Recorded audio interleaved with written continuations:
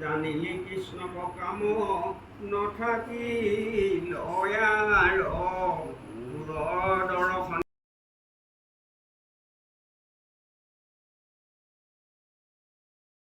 ভলো আমিও উদ্ধাৰ পৃথকো পবিত্ৰ কৰে ইটোকো নচিত দৰ্শনে হুৱে জগত পবিত্ৰ দৰ্শনে হুৱে জগত কৃষ্ণ কৃষ্ণ হৰি কৃষ্ণ কৃষ্ণ কৃষ্ণ মাধৱ মাধৱ মাধৱ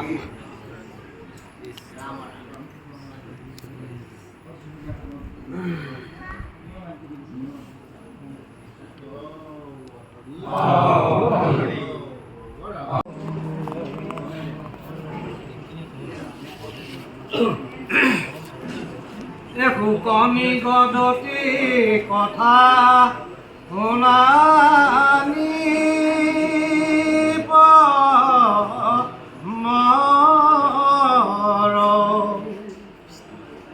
মিলিল ভূত যুদ্ধ গ্ৰাহক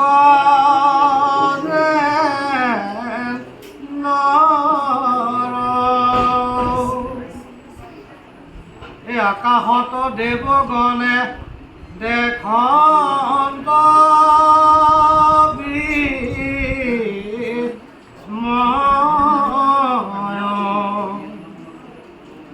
গ্ৰাহক যেন দৰকাৰো নাহি ভংগ কটুকালে গজেন্দ্ৰ বল ভৈল হানি গাঁৱৰ বাহিল বল পিয়াসাদ পানী শান্ত ভৈল গজৰাজ যুঁজিতে পাৰে সিঁয়ৰৈ তিনি খবে দেৰি চাৰি পাৰে এই অনুজত দন্তা লচা মীৰ ঘোৰ দুখে ৰাখিত নপাৰি কাৰো বাক্য নাশ মুখে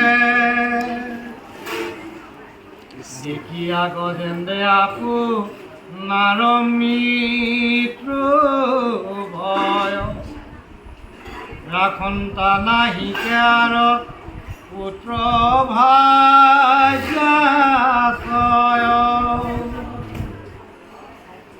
সংকট বেলাত তাৰ সদবুদ্ধি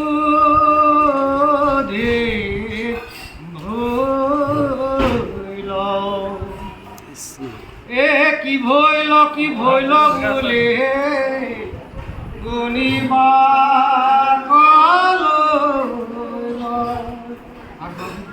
কৃষ্ণ আমি আপনাৰ সৰ্বপ্ৰথমে ভক্তিবাৰ যিটো মহামতী গুৰুজনা হৰিভক্তিপন্থ উপদেশ দিয়া দুখময় সংসাৰ পাৰ কৰে যিবোৰ শ্ৰীচৰণ কমল লক্ষ লক্ষ হাজাৰ হাজাৰ প্ৰতিবাদ জনা হৈছে লগতে অনন্ত কোটি ব্ৰহ্মাণ্ডৰ যিজন পৰম অধ্যক্ষ তথা অধিকাৰী ভগৱানৰ শ্ৰীচৰণত ভক্তিপূৰ্ণ সেৱা নিবেদন জনাই আজি শ্ৰীমন্ত শংকৰদেৱ সংঘ শিৱসাগৰ জিলাৰ প্ৰাথমিক প্ৰাথমিক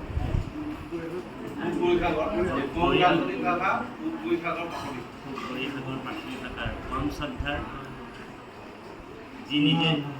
যি নিজেও এজন মহাভাগৱত সোণাৰাম ভাগৱতী পিতৃস্বৰূপ আমাৰ মাৰ্গদৰ্শনকাৰী তেখেতে যোৱাকালি মোক ফোন এটা পটককৈ কৰিলে যে বাপ বোলে আমি নাম এষাৰ ৰাখিছোঁ আপুনি কিন্তু এইবাৰ আহিব।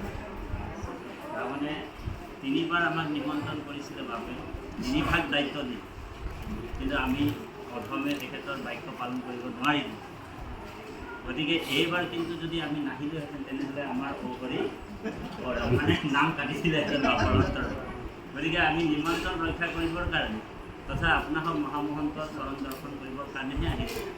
নাম এষাৰ আছে বুলি ক'লে ভকতৰ সংটো বহুত দুৰ্লভ কৰি দিছে, পাবলৈ বহুত টান। গতিকে সেই ভকত দৰ্শনৰ কাৰণে আমি আপোনালোকৰ চৰণ সেৱা কৰিবলৈ আহিলোঁ। কিন্তু আহিয়ে বাপে ক'লে যে অকণমান মানে ভগৱন্তৰ কথা, আপোনাক ভাগৱতৰ কথা সকলোৱে জানে, কৃষ্ণ কথা সকলোৱে জানে, হয়নে প্ৰভু? কৃষ্ণ কথা আৰু তাঁতি বাপে আৰু আপোনালোকক আৰু বেলেগকৈ ক'বলৈও নাই, বুজাবলৈও নাই। কাৰণ আপোনালোকৰ জন্মই হৈছে কীৰ্তন দশম ঘোষা ৰত্নাৱলীৰ মধ্য অহৰি হয়নে বাৰু প্ৰভু? বোলে তাঁতি বাপ আৰু বেলেগকৈ আৰু কি আপোনালোকক আনন্দ দিলোঁ ভাগৱতৰ কথা কৃষ্ণৰ কথা। তথাপিও উপায় নাই, তাঁতি কানিলে মাটি 2 এষাৰ কথা ক'বলৈ কৈছে যেতিয়া ক'বলৈ আগবাঢ়িছোঁ। আপোনালোকৰ চৰণ কমলত আমি শিৰ স্থাপন কৰি এই মহাপবিত্ৰ বৈকুণ্ঠ ধামত আমাৰ বাপে ক'লেই যে সময়ৰ প্ৰতি লক্ষ্য ৰাখি, সময় হৈছে পাখি লগা কাঁড়ৰ নিচিনা গৈ আছে, গৈ থাকিব আৰু বতৰো বহুত ডাৱৰীয়া। আমাৰ বাপজনে ক'লে যদি বোলে আমি যদি অকণমান দেৰি হৈ যায় তেনেহ'লে হৰি বাবু গুচি যাওঁ। গতিকে আমি বেছি সময়লৈকে আপোনালোকক আমনি নকৰোঁ বুলি ভাবিছোঁ। কাৰণ গীতাত এষাৰ কথা আছে, যি নেকি কৃষ্ণক জানিলে তাক আৰু জানিবৰ প্ৰয়োজন নাথাকে। ভগৱানক যিজন জানিলে আৰু তাৰ জানিবলৈ গতিকে আজি এই গ্ৰাহ গজেন্দ্ৰৰ যি কীৰ্তন ভাগি আমি শুনিলোঁ, শ্ৰৱণ কৰিলোঁ, আজি দৰ্শন কৰিলোঁ, আমি নথৈ আনন্দিত হ'ল, আমাৰ হৃদয় গদগদ হ'ল।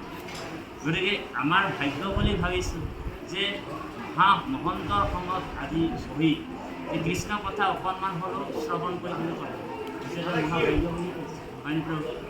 গতিকে কৃষ্ণ কথাত মোৰ মহালাভ আছে বুলি কৈছে, হয়নে বাৰু? কৃষ্ণ কথা মোৰ মহালাভ আছে। কৃষ্ণ কথাত বোলে জাতি অজাতি নাম আছে। আৰু ভাগৱতৰ প্ৰথম স্কন্ধতেই কৈছে জীৱনৰ পৰম লাভটোৱেই হৈছে, আমি ভাবিছোঁ জীৱনৰ পৰম লাভটো কোনোবাই ভাবিব পাৰে যে জীৱনৰ পৰম লাভটো বোলে ভাল 2 মহল বিল্ডিং হৈ যোৱাটোৱে জীৱনৰ পৰম লাভ নেকি, ভাল চাকৰি এটা পাই যোৱাই জীৱনৰ পৰম লাভ নেকি, বোলে সেইবিলাক জীৱনৰ পৰম লাভ নহয় বুলি কৈছে। জীৱনৰ পৰম লাভটোৱে হৈছে জন্ম লাভে পৰম পুঞ্চা অন্তে নাৰায়ণী স্মৃতি। জীৱনৰ পৰম লাভটোৱে ভাগৱতে আমাক কৈছে, জীৱনৰ পৰম লাভ এইটোৱে যে অন্তিম সময়ত আমাৰ মুখৰ পৰা কৃষ্ণ নাম বা ভগৱানৰ নাম স্মৰণ হোৱাটোকে জীৱনৰ পৰম লাভ বুলি কৈছে। আৰু সেই নামৰ কাৰণে, সেই নামটো যাতে আমাৰ অন্তিম সময়ত ওলাব, সেইকাৰণে আমি সকলোৱে আজি ৰিহাৰ্চল কৰি আছোঁ। বৰ গুৰুত্বপূৰ্ণ কথা, আজি আমি ৰিহাৰ্চলহে কৰিছোঁ। ৰিহাৰ্চল মানে আজি আমি অখৰা কৰি আছোঁ, ভাওনা যেনেকুৱা অখৰা কৰে আমি এইটো অখৰা চলাই আছোঁ। অখৰাও কিন্তু 2 প্ৰকাৰৰ হয়। এক প্ৰকাৰত কৈছে বচন আৰু এক প্ৰকাৰত কৈছে মোচন। কি এক প্ৰকাৰ বচন আৰু এক প্ৰকাৰ মোচন। বোলে বচনটো আপুনি ঠিকেই গালে, কিন্তু মোচনটো যদি ভালকৈ নিদিলে তথাপিও গণ্ডগোল লাগি যাব নব। গতিকে এই বচন আৰু মোচন দুয়োটাই ঠিক কৰিবলৈ হ'লে বা দুয়োটাই আমাৰ এটা জেগাতে আমি পাওঁ, সেইটোৱে হৈছে ভকতৰ। আৰু 3টা বস্তু মহাপুণ্যৰ ফলত লাভ হয়। 1 নম্বৰ হৈছে মহাপুণ্যৰ ফলত ভকতৰ সমপায়, 1। 2 নম্বৰ হৈছে মহাপুণ্যৰ ফলত সুপুত্ৰ। আমাৰ বাপজনে আশীৰ্বাদ দিওঁতে ক'লে, বাপজন আছে মহাপুণ্যৰ ফলত সুপুত্ৰ, যেনেকৈ ভক্ত প্ৰহ্লাদক মহাপুণ্যৰ ফলত লাভ হৈছে, হয়নে বাৰু? তাৰপিছত মহাপুণ্যৰ ফলত সুভাৰ্যা পায়, এগৰাকী সুধৰ্মপৰায়ণী বা ভকতিপৰায়ণী পত্নী বা জায়া পাবলৈ হ'লে মহাপুণ্য লাগে। এই 3টা বস্তু মহাপুণ্যৰ ফলত লাভ, কিন্তু তাৰ প্ৰথমটোৱে হৈছে মহাপুণ্যৰ ফলত ভকতৰ। আজি আপোনালোকৰ আমাৰ পূৰ্বতে পুণ্য সঞ্চিত হৈ আছে, সেইকাৰণে আমি সাধুৰ সম পাইছোঁ, কৃষ্ণ কথা কৈছোঁ। ভাগৱতত একাদশ খণ্ডত উদ্ধৱ কৃষ্ণই কৈছে, জন্মান্তৰে ভাবিত পুণ্যম তদা ভাগৱত লাভে। জন্মে জন্মান্তৰ যাৰ পূৰ্বতে পুণ্য সঞ্চিত হৈ আছে, সেইসকলে কৃষ্ণ কথা শুনিবলৈ সুবিধা পায়। পাপীয়ে কিন্তু কৃষ্ণ কথা সুবিধা নাপায়। বোলে তেওঁ ঘৰত গৈ নিমন্ত্ৰণ দি আহিলেও, আমাৰ পৰম শ্ৰদ্ধাৰ বাপজন আমাৰ ভাগৱতী প্ৰভুজনে ঘৰত গৈ নিমন্ত্ৰণ দি আহিলে জানো পাৰি মানে আঁঠু লৈ সেৱা ধৰি উঠিছে যে আমাৰ নামলৈ যাব দেই বাৰু।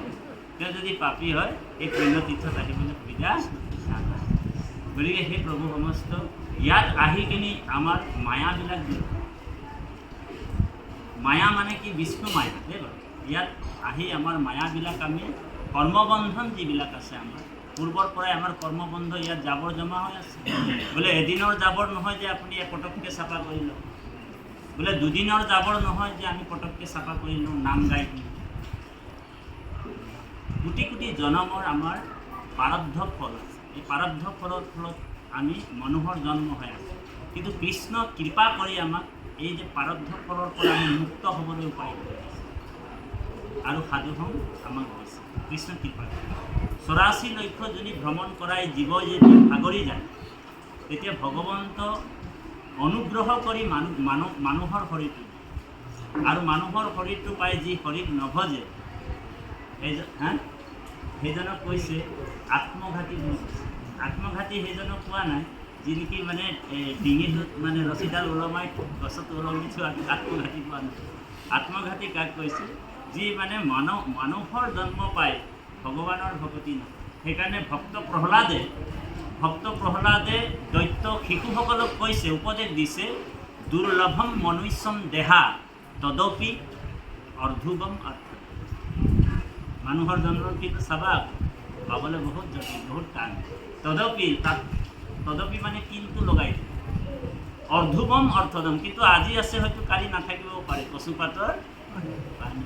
সেইকাৰণে ভক্ত প্ৰহ্লাদে কৈছে, কুমাৰো আচৰে প্ৰাক ধৰ্মানী ভাগৱত, কৰিও কুমাৰ কালে ভাগৱত। আমাক আগৰ পৰাই ভাগৱত ধৰ্ম শিকিবলৈ কৈ আছে, কিন্তু আমাৰ অকণমান দেৰি হ'ল প্ৰভু, অকণমান দেৰি হৈছে, পলম হৈছে, কিন্তু আমি সেই সুবিধাটো নাপালোঁ। গতিকে আমি গ্ৰাহ গজেন্দ্ৰৰ কথাটো আমি অকণমান কীৰ্তনত আমাৰ পৰম শ্ৰদ্ধাৰ নামাচাৰ্য আমাৰ প্ৰভু ইমান সুন্দৰ নামষাৰ দিলে, আমি তেৰাৰ মানে অকণমান ব্যাখ্যাৰ কাৰণে আমি বাপক ক'লোঁ যে ঠাইটোৱে ওলাই লওঁ বুলি কৈছে, হয়নে বাৰু? গজেন্দ্ৰ হৈছে আমাৰ মনটো, বুজিছেনে বাৰু? আৰু এই মনটোকে বাৰে বাৰে ভাগৱতে কৈ আছে যে এই মনটোৱে আমাক গোটেই গণ্ডগোল লগাই আছে, বুজিছে বাৰু? ইয়াৰ পাৰমাৰ্থিক দৰ্শন আছে। বিন্দু উপনিষদত কৈছে, মনো এব মনুষ্যানাম কাৰণম বন্ধা মুক্ষয়। মনটোৱে আমাক বান্ধিব পাৰে আৰু মনটোৱে আমাক খুলিব পাৰে। মনটো এটাই, ই একফালে ঘূৰাই দিলে মানে খোল খাই যায় আৰু একফালে ঘূৰাই দিলে বন্ধ হৈ যায়। চাবিও এটা আৰু তলাও। আমাৰ মনটোৱে যদি এই বোলে নাম পাতিছে, নাম আৰু কি যাব আৰু সদায় সদায় নামেই গাই আছোঁ, হয়নে বাৰু? নামত আৰু কি ওলাব? সেই নাম গালোঁ আৰু নামৰ পিছত আৰু সেই পাত কোনোবা এজন সুৰ লগাই গাব আৰু কিমান শুনিব নাম।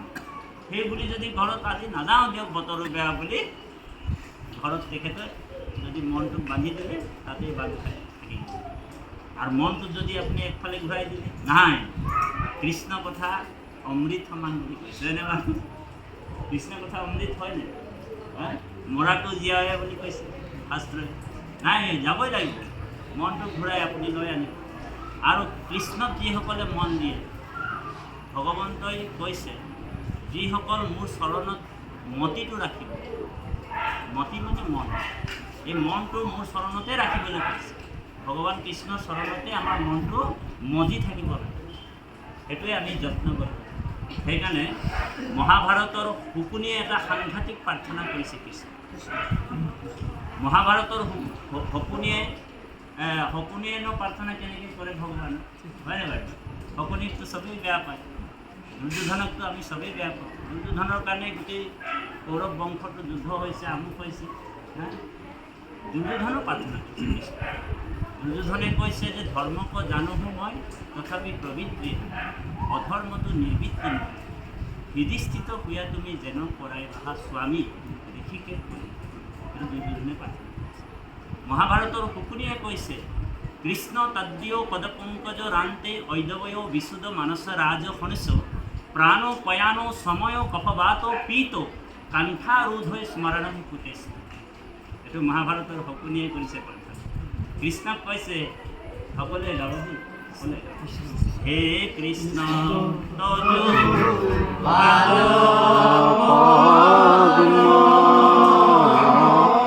হে পঞ্জ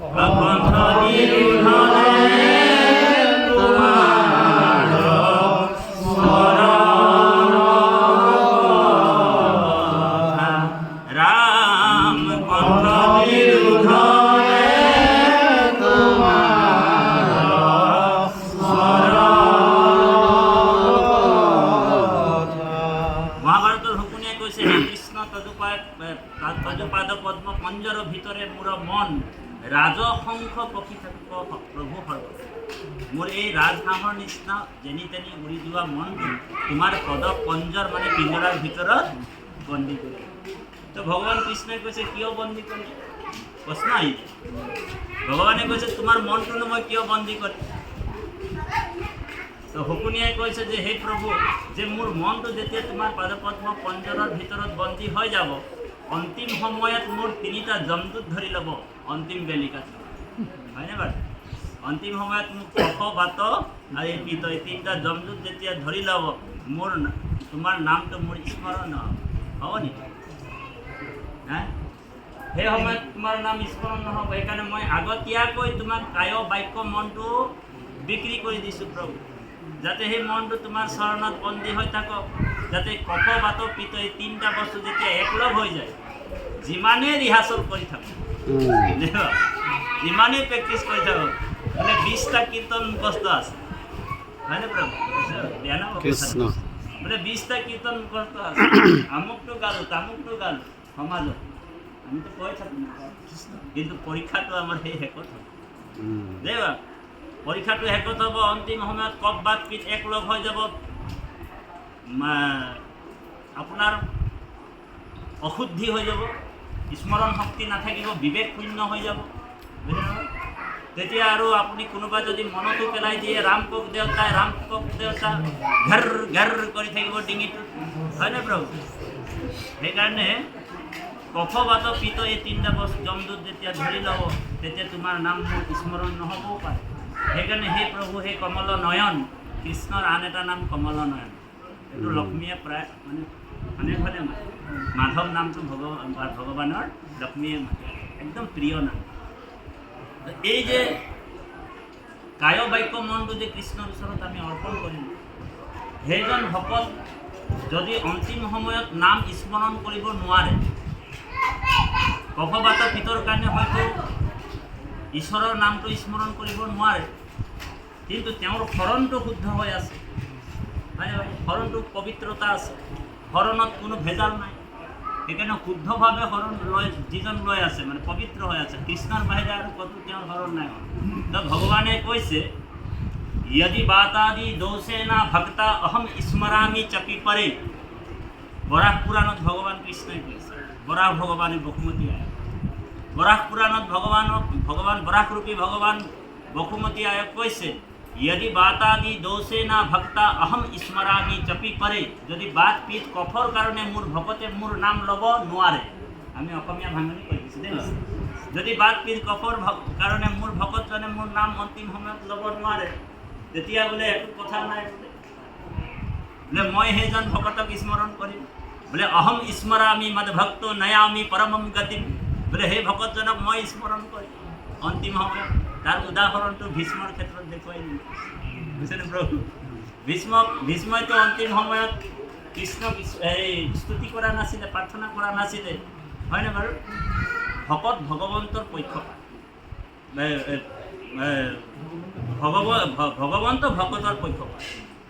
সেইকাৰণে ভীষ্মই নিজেই কৈছে, যদ্যপি হবাত সম এন্তে ভগৱন্ত ভকতৰ পক্ষপাত তথাপি কৰন্ত মই প্ৰাণ এৰু দেখা হেন সময়ত আপুনি ভয়লন্ত আহি আগে উপগত। মইতো মাতাও নাছিলোঁ, তেওঁ নিজে নিজে আহিব আৰু চিনাকি কৰি দিছিল। যিমান অৰ্জুন চৰ্জুন যিমান যি আছিলে চিনাইতে লাগিলে ভীষ্ম মেলি আঙুল, এইজনেই হৈছে কাল, এইজনকে ঈশ্বৰ বুলি কৈছিল। ভগৱান আৰ হৈ দিছে সেই সময়ত, দেই বাৰু মহাভাৰতত আছে, ভগৱন্ত অকণমান আৰ হৈ দিছে। কাৰণ সেইসকল যদি মোক চিনি পাই যাব তেনেহ'লে অ হৰি অ ৰাম, হয়নে বাৰু? গতিকে জগতৰ সৃষ্টি স্থিতি অন্তকাৰী দেৱতা কৃষ্ণই যে মই যে একমাত্ৰ ঈশ্বৰ, এই কথাটো যদি জানি যায় তেতিয়াহ'লে মানে বহুত মানুহে মোক এতিয়া ভগৱান বুলি জানিবলৈ বহুত দিগদাৰী হ'ব। যিটো কামৰ কাৰণে মই আহিছোঁ সেইটো কাম মোৰ মানে অকণমান থাকি যাব। আঁচনিবিলাক লৈ আহিছে ভগৱান, দেই বাৰু। ভগৱন্তৰ জন্ম আৰু মৃত্যু নহয়, দেই বাৰু। সেইকাৰণে ভগৱন্ত অৱতাৰ হয়, ভগৱন্তৰ জন্ম মৃত্যু নাই। নাহি জন্ম তোমাৰ তথাপি জন্ম ধৰা। কিন্তু ভকতৰ ৰিকুৱেষ্টত, ভকতৰ অনুগ্ৰহত কিন্তু কৃষ্ণ অৱতাৰ হয়, মানে জন্ম ল'বলগীয়া হয়।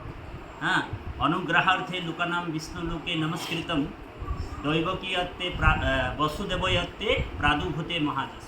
ভগৱন্ত কি কৰে? অনুগ্ৰহ, ভকতে যেতিয়া অনুগ্ৰহ কৰে মানে ভগৱন্ত জন্ম ল'বলগীয়া হয়। সেইকাৰণে ভগৱন্ত অপ্ৰপঞ্চ ইয়াতে প্ৰপঞ্চ অৱতাৰ নাম অৱতাৰ। অপ্ৰপঞ্চ জগতৰ পৰা প্ৰপঞ্চ জগতলৈ নামি অহাটোকে অৱতাৰ বুলি কৈছে। ভগৱন্ত কোনো কাৰো গৰ্ভতে আজিলৈকে প্ৰৱেশ কৰা নাই। সেইকাৰণে উত্তৰাই সেৱা কৰিছিলে যে প্ৰভু আপুনি প্লিজ আহক বোলে, মোৰ ব্ৰহ্ম হেৰিটোক ৰক্ষা কৰক, হয়নে বাৰু? ত্ৰাহিমাং মধুসূদন বুলি কিনি গৈছিলে দৌৰ মাৰি।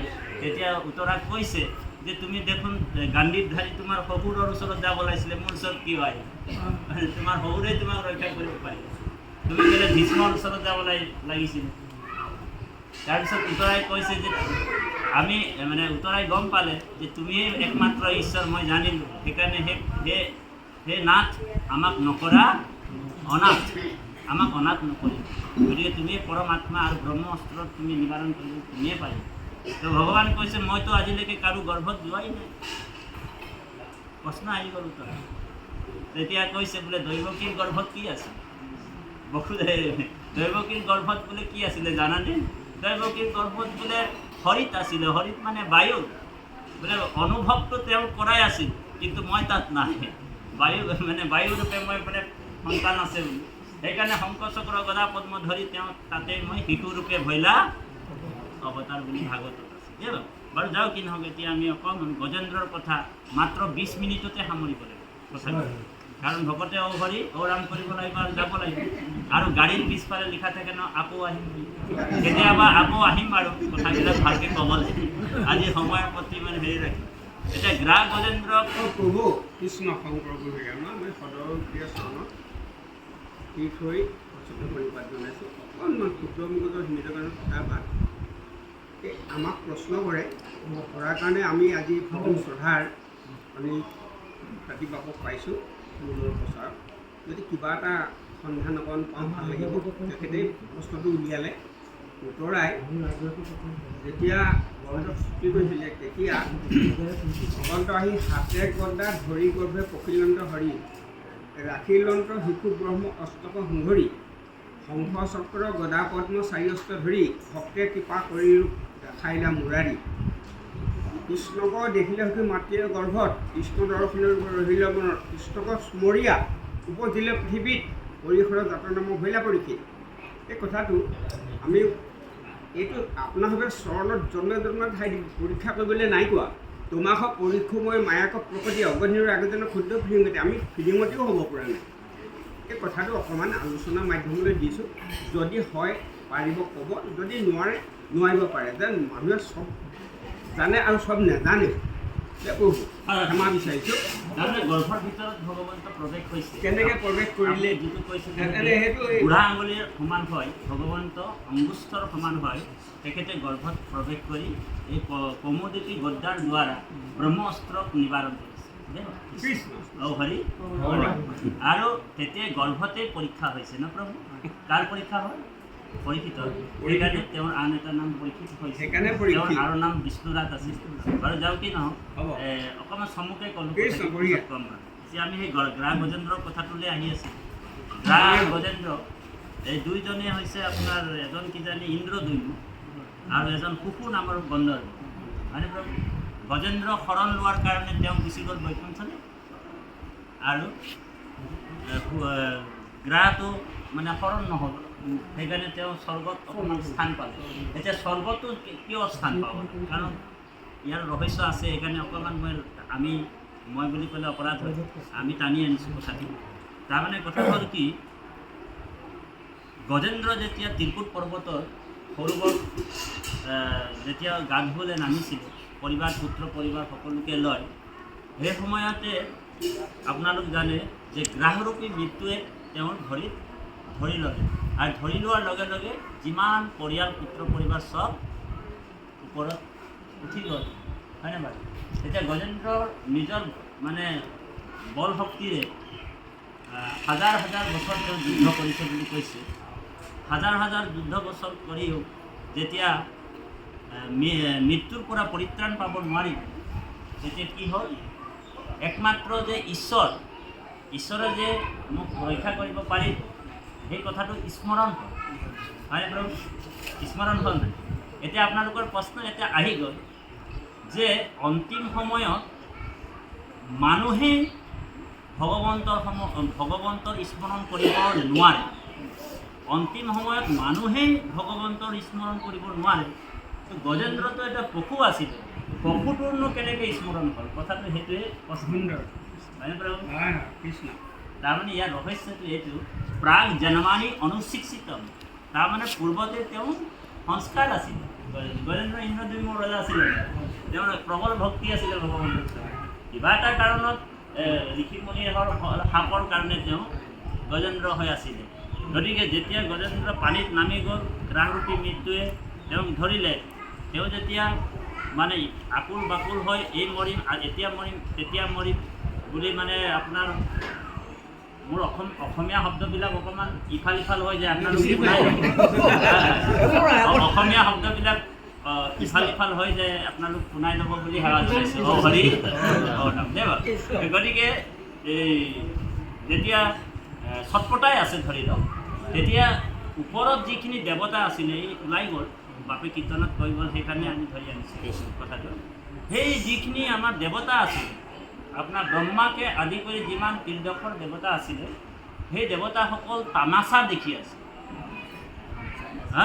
আৰু গজেন্দ্ৰই 28টা শ্লোকত স্তুতি কৰিছে আপোনালোক ভাগৱত যেতিয়া ওলাব এইটো অষ্টম স্কন্ধৰ হেৰি তাত 28টা শ্লোকত গজেন্দ্ৰই স্তুতি কৰিছে কিন্তু কোনো এটা শ্লোকত হে ৰাম তুমি মোক ৰক্ষা কৰা হে কৃষ্ণ তুমি মোক ৰক্ষা কৰা হে পৰমাত্মা ভগৱান তুমি ৰক্ষা কৰা এইবুলি স্তুতি কৰাই নাই কোনো ভগৱানৰ নাম ধৰা নাই এইটো এটা ৰহস্য অকণমান হয় আপোনালোকে কোৱাৰ পাছতে শুধৰণি হ'বলৈ ইচ্ছা কৰিছোঁ ইন্দ্ৰদ্যুম্ন আমি লক্ষী ভকতৰ নাম ল'ব লাগিব দেই ইন্দ্ৰদ্যুম্ন ৰজাই নিত্য 100 ফুল দি ভগৱানক পূজা কৰিছিল পিছে 99 পৰা দিওঁতে তেনেকুৱাতে দুৰ্বাসাৰী গৈ উপস্থিত হ'ল শুধৰণি হ'বলৈ দেই আমি শুধৰণি হ'বলৈহে আগবাঢ়িছোঁ এতিয়া ফলতে ইন্দ্ৰদ্যুম্ন ৰজাই গম পাইছে যে কোনোবা এজন ভকত আহিছে বা কোনোবা এজন আহিছে মই আৰু এপাহে দিবলৈ আছে এপাহ দি লেঠা মাৰি সেইজনৰ মানে ওচৰলৈ যাম বুলি কওঁতেই দুৰ্বাসাৰী গৰজি উঠিলে আদি তোৰক কেন ব্ৰাহ্মণক অৱমান এহিহেতু তামুকিত জন্ম হ'ব স্থান হস্তিজনা বহি আছ গৰ্ব কৰি আতি এতেক শুল্ক তই হেৰি গজজাতি সেইকাৰণে গজজাতি হ'ল এতিয়া আমাক এইটো যুদেগাত প্ৰশ্ন কৰিছিলে যে তেখেতে ভগৱন্তৰ পূজা কৰি থাকোঁতেও দুৰ্বাসাই কেনেকৈ অভিশাপ দিবলৈ অভিশাপটো কেনেকৈ লাগিলে তেওঁ কিয় গজেন্দ্ৰ কৰে এই কথাটো অকণমান ভঙাই পেলাই ক'ব নেকি আমি উত্তৰ দি বাছি আহিলোঁ বাৰু ইয়াৰ এটা ৰহস্য আছে বাৰু ৰহস্য এইটোৱে আপুনি যেনিবা গধূলি সময় হৈছে সেই সময়ত আপুনি ঠিক গুৰু ঘৰ সোমাবলৈ লৈছে সুন্দৰ গম পালোঁ আৰু গুৰু ঘৰ সোমাব লৈছে সেই সময়তে আপোনাৰ ভকত এজন আহিলে। ভকত আহি সুন্দৰ উপস্থিত হয়। ধন্য ধন্য উপস্থিত হোৱাৰ পিছত আৰু তেখেতক আপুনি কৃষ্ণ বুলিও নক'লে সেৱা সৎকাৰ কৰিহে আপুনি গুৰু ঘৰলৈ যাব লাগিব এইটো বৰ ডাঙৰ সোমাই গ'ল তত্ত্ব। আপুনি। ডাঙৰ সোমাই যোৱাৰ পিছত আকৌ আপুনি এটা আপোনাৰ মগজত এটা খিয়াল আহি গ'ল যে এই চৈধ্য প্ৰথমটো আপুনি আকৌ নতুনকৈ শিকিছে নহয় বাপজনক ক'লে আপুনি অকণমান বাৰাণ্ডাতে বহক মই আকৌ অকণমান গুৰু সেৱা কৰি আহোঁ তাৰপিছত আৰু আপোনাক আৰু বহক বুলি তেখেতক কৈ দিলে তাত বহুৱাই থৈ দিলে এঘণ্টা তাত গৈ কিনি আপুনি আকৌ শুদ্ধ প্ৰসংগ কৰি আছে ৰামকৃষ্ণ একদম পূৰা আৰু তাল বজাই আৰু তেখেতে যে আকৌ নতুন শিকিছে যে আপুনি তেখেতক শুনাব লাগিব ভক্তিটো আকৌ দেখাবা বুলি ভাবিছে হয় নে বাৰু 1.5 ঘণ্টা তেখেতক বহুৱাই থৈ দিয়ে তেখেতে আকৌ বাৰাণ্ডাত গৈ আৰু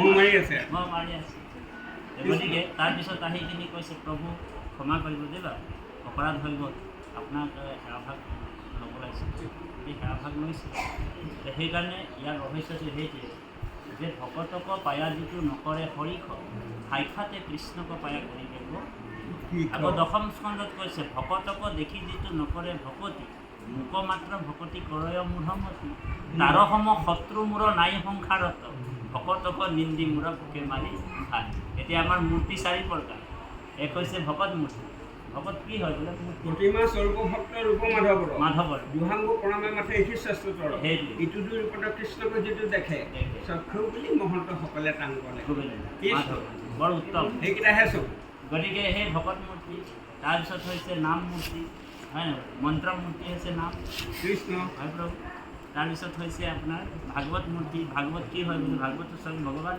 আজি আপুনি মই কাৰ আগত আছোঁ যেনেকৈ উদ্ধৱক কৈছিল কৃষ্ণই প্ৰশ্ন কৰিছিলে উদ্ধৱক বোলে তদো বিয়োগানে তে ভক্তা কথম স্থাসন্তে ভূতলে তোমাৰ বিয়োগত তোমাৰ ভকতে তোমাক ক'ত দৰ্শন পাব প্ৰভু প্ৰশ্ন আহিছিল হয়নে প্ৰভু তেতিয়া ভগৱান কৃষ্ণই কৈছিলে যে মই বোলে এইবাৰ বোলেতো মোৰ সমস্ত বলবীৰ্য সমস্ত বৈভৱ মই তিৰোহিত হৈ ভাগৱত সমুদ্ৰত সোমাইছোঁ ঠিক মহাপুৰুষ মাধৱদেৱকো আমাৰ গুৰুজনাই মাধৱ পুৰুষক কৈছে যে শুনিও মাধৱ মূৰ থাকিবাৰ থান কীৰ্তন দশ মূঢ় মূৰ্তি ঘোষা নামে শাস্ত্ৰখানি তুমিও লিখিবা ঘোষা ৰত্নাৱলী মধ্যে তুমি ক'ৰবাত এটা লেকচাৰ দিবলৈ গৈছিলোঁ আমি যে যাৰ ঘৰত কীৰ্তন আছে সেই ঘৰত বোলে সাক্ষাৎ আমাৰ শ্ৰীমন্ত শংকৰদেৱ গুৰুজন আছে যাৰ ঘৰত ঘোষা থাকিব সেই ঘৰত বোলে মহাপুৰুষ মাধৱদেৱ আছে সেই বুলি যেতিয়া কোৱা হৈ গ'ল তেতিয়া সেই জেগাৰ পৰা তেওঁলোক গৈ এখন কিতাপ মানে ঘোষাৰ এখন মানে কীৰ্তন আনি গডৰেজৰ ভিতৰত সোমাই দিয়ে বোলে কি হ'ল বোলে যাৰ ঘৰত বোলে কীৰ্তন আছে সেই ঘৰত আৰু আৰু যাৰ ঘৰত বোলে আপোনাৰ নাম ঘোষা আছে সেই ঘৰত সেইকাৰণে দুভাগ একেলগ কৰি দিয়ে গতিকে প্ৰভু সমস্ত গজেন্দ্ৰ 28টা শ্লোকত আমি কথাখিনি অকণমান আদায় কৰিলোঁ তাৰপিছত আপুনি অকণমান ক'ব 20 মিনিটহে মাত্ৰ বেছি সময়ো নাই তাৰপিছত 2 দণ্ডত পাইছিলে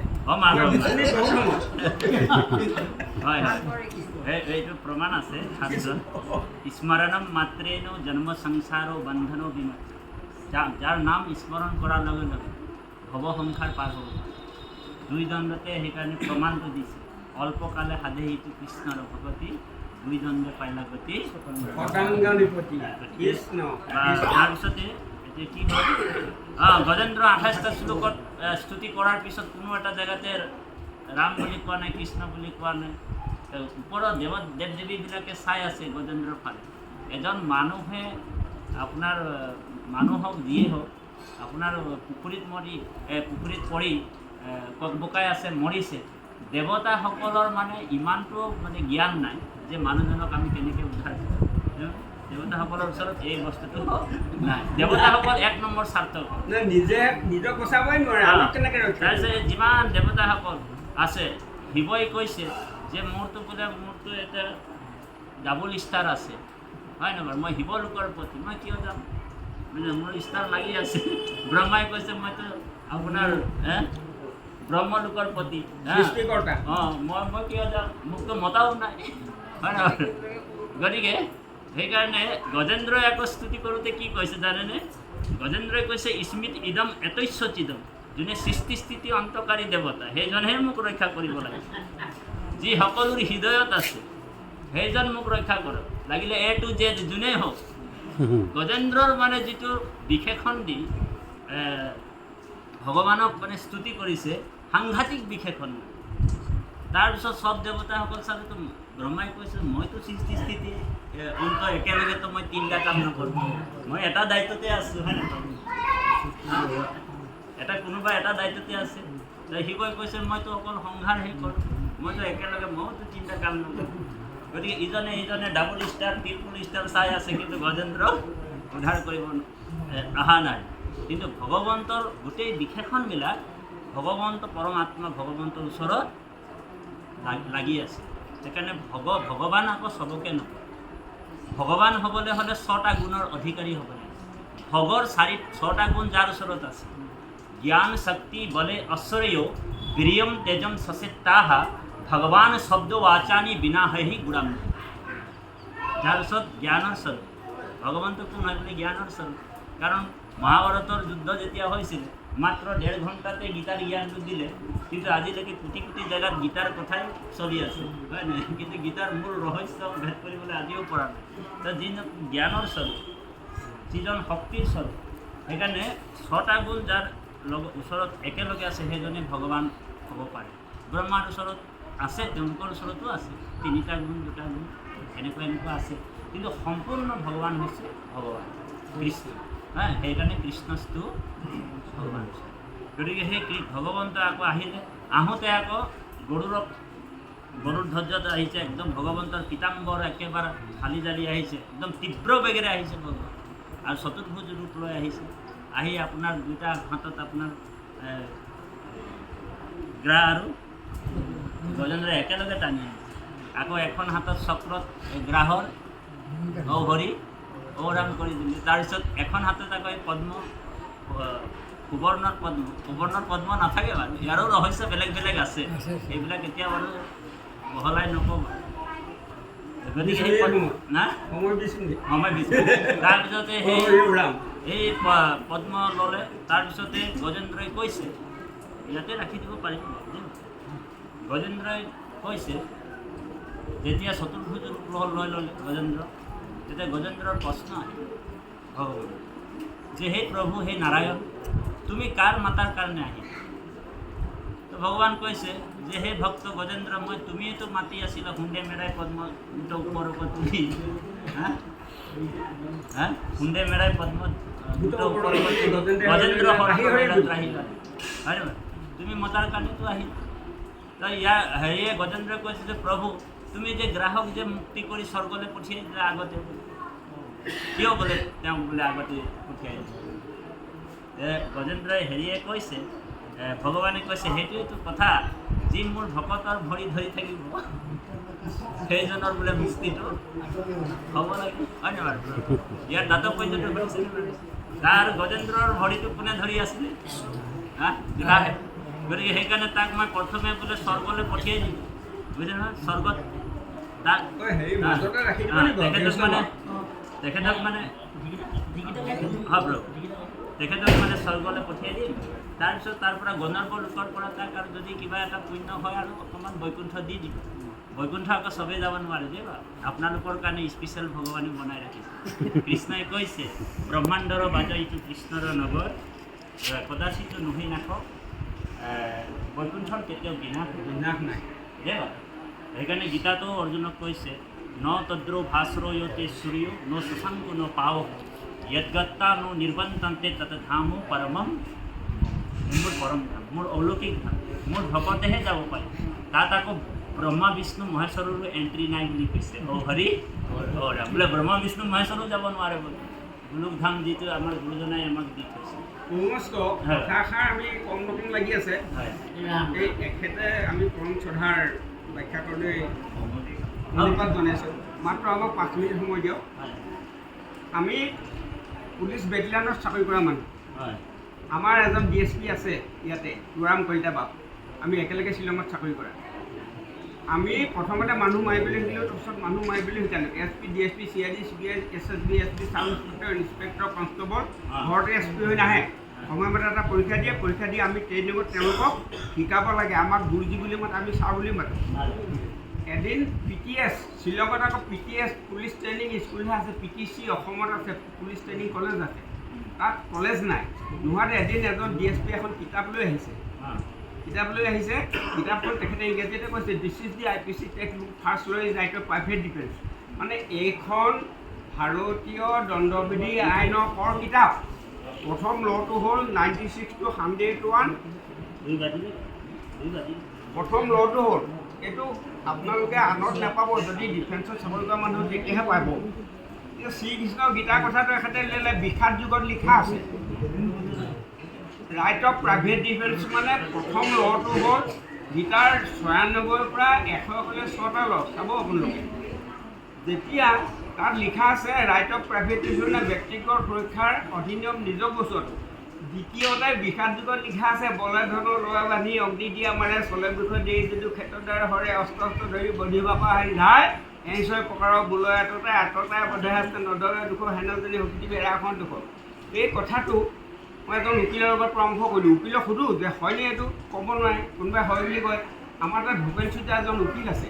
মই এদিন গ'লোঁ, গৈ পেলাই তেখেতক কনফাৰ্ম কৰিলোঁ যে এই বস্তুটো 96 to 101 চৰকাৰৰ বোলে একদম ল'বোৰ উলিয়াই দি সেইদিনাখন আমাৰ এই মাজুলীত অলপতে আমাৰ এই শ্ৰীকৃষ্ণ গীতাৰ পাঠ ব্যাখ্যা আছিলে। তেতিয়া বিষাদটো উলিয়াওঁতে তেতিয়া ৰাইজে ধন্য কৰিছে, আমাৰ ধেনুৱাৰ বাবু কৈছে এই চৰকাৰ ল'। সেইকাৰণে সেই কোৰ্টত শপত খাব হ'লে মই গীতা চুই শপত খাইছোঁ বুলি ক'ব লাগিব। এতিয়া আমাৰ চেলতে আমি ৰাখি দিব পাৰিম আৰু আপোনালোকৰ সৰ্বসন্মতি ক্ৰমে মাধৱ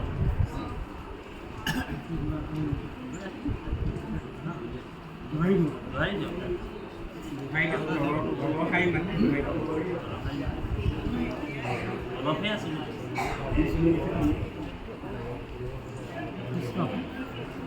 সংকট বেলাকতৰ অৱধি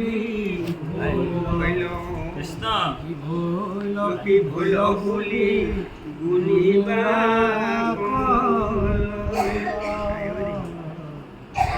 জয় ৰাম